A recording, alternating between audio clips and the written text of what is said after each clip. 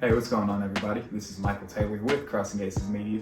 Today we are 166 days away from the Louder Than Life 2023 Music Festival, so it seemed like a good time to go on and give a video on everything you need to know, going over the lineup, passes, camping, general FAQs, along with a couple other things I wanted to go over with everybody. So with that, let's get into it.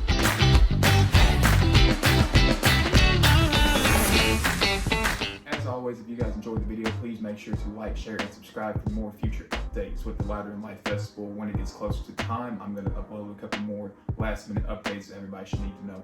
So the first thing you need to know about the music festival is who you're even going to see. A couple weeks ago, I went and did a prediction video for who was going to be at Louder Than Life. I don't imagine they're going to be making the trip out to Louisville this year. Same thing with Avenged Sevenfold. And yes, dead wrong. So with that being said, we got the four big headliners being Green Day, Tool, Avenged Sevenfold, and Foo Fighters, with a pretty decent undercard with each day. Tool getting Godsmack and Limp Bizkit, Avenged Sevenfold getting Pantera and Falling Reverse, and Green Day getting Queens of the Stone Age and Turnstile. It's going to be a great weekend of music. However, this year they went with more of a punk alternative rock type vibe more than the metal.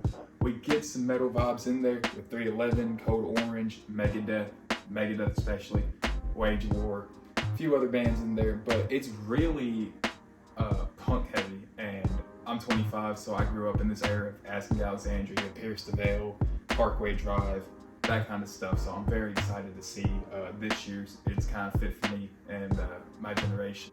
They slid baby metal into the undercard of the lineup, which I think was kind of odd that they're not getting a lot of attention, but they also did the same thing in Megadeth, so fingers crossed they put on a great show this year too. Corey Taylor of Slipknot and Stone Sour is also going to be there performing some of his solo acts. So after seeing this year's lineup, you guys are probably wondering about the passes. What passes are available to the general public this year? It offers three tiers. They have General Mission, VIP, and I believe it's Angels VIP Plus. I'm going to be honest with you guys, we went GA last year. We know a couple people who went VIP, and they ended up just coming into the General Mission field with us because the seats are to the sides of the VIP section. And last year, there was a big controversy where they had the Red Hot Chili Peppers move stages the day of and didn't really tell a whole lot of people because the VIPs were upset they couldn't see the main stage for KISS the night before.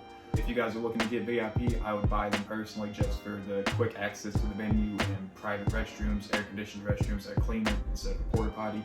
The other perks they allow with it is what their selling point is. The seats, if you just want to sit down, yeah, they're great, but if you want a good view of the stage, they are to the side and not directly back, so you won't be seeing a whole lot of the theatrics, the lights and all that. You'll just be seeing them from the side. So y'all seen the lineup, you got your passes bought, and now you're trying to figure out where to stay. Hopefully you stayed on this video long enough for me to tell you that Louder Than Life, Danny Wimmer Presents are packaging their hotels and tickets together for a bundle deal. If you guys have not bought your tickets yet, you guys can check out that link below in the description. You have plenty of places to stay if you're looking for somewhere to go. There are hotels all around Louisville within walking distance of the venue. Along with that, they're allowing RV and trailer camping at the venue. Plus, unlike Sonic Temple and a few other Danny Wimmer Presents festivals, they're allowing car and tent camping this year. They allowed it last year, however, they are already sold out.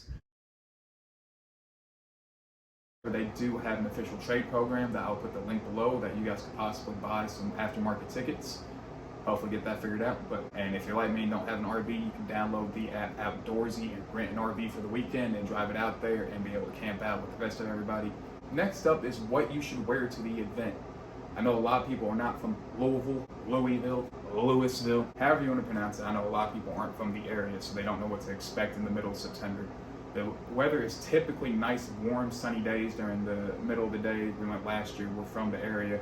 It's usually nice t-shirt weather, short weather, but moving into the evening, once the sun sets, it does tend to get a little bit cooler in the evening, so you might want to bring a jacket, maybe a blanket or something like that to stay warm, but expect it to be hot during the days and cool during the evenings. Along with that, wear you some sunscreen and some sunglasses because, like I said, the sun is going to be beaming out there. You will get burnt if you're not careful, so please take care of yourselves.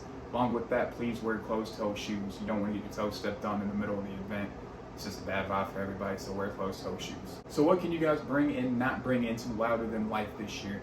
It's very simple. You guys can bring in one bottle of water, factory sealed. Full, not empty. You guys can also bring in a clear backpack, drawstring, or zip up, as shown. However, they don't enjoy clothes bags that you can't see through, so don't bring any duffel bags, don't bring any clothes backpacks, big purses, anything along that line. You guys can also bring tobacco into the event as long as it's freshly sealed. Along with that, you guys can bring e-cigs and vapes. Bring your devil horns and be ready to rock.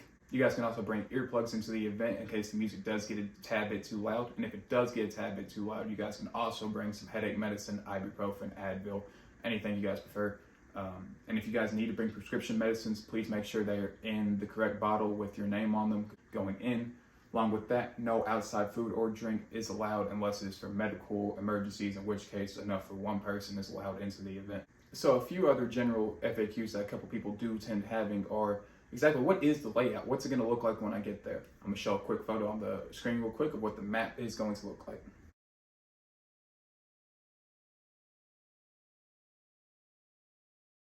You have two main stages right beside each other with a big open field. They usually have it split right down the middle for the performers and staff to be able to go in and out as they need to, along with the sound techs. In the back, they have the other two stages, the lower stages where the undercards will perform. And then to the very back, they have the bar. Right in the middle is where they have most of the vendors, merchandise, and all that. So it's pretty simple. So when's my band gonna play, you might ask? Well, 2 weeks in advance of the event, Danny Warmer usually releases the schedule along with the stages they'll be performing on. If you download the Louder in Life app that they will have on their website, it'll give you the full lay of the land, everything you need to know for the event coming up. Parking, where are you guys gonna park? Parking passes are also available on the website that you can buy the camping and ticket passes for.